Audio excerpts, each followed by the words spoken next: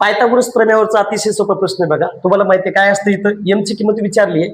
तुम्हाला माहिती आहे कर्णाचा वर्ग बरोबर इतर दोन बाजूंच्या वर्गांचे बेरीज जेवढा असतो. आता इथे 25 दिले, मग इथं घ्यायचं 25 चा वर्ग डायरेक्ट 625 घ्या.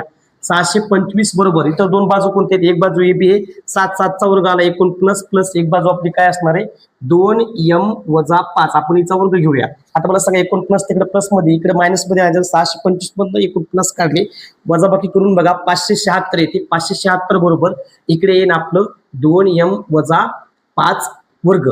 दोन्ही बाजूचे वर्गमूळ घ्यायचे आपल्याला. 576 कितीचं 24 चा वर्ग असणार आहे आणि बरोबर इकडे 2m वजा 5. बघ आता 2m वजा 5 बरोबर 24 आहे ना. मग काय करा 2405 इथं मायनस मध्ये इकडे आल्या प्लस मध्ये होईल. 24 प्लस 5 किती झाली 29 म्हणजे 2m बरोबर आलं 29 आलं. आता m बरोबर इकडे 29 हे गुणाकारामध्ये 2 इकडे भागाकारात टाकून द्या.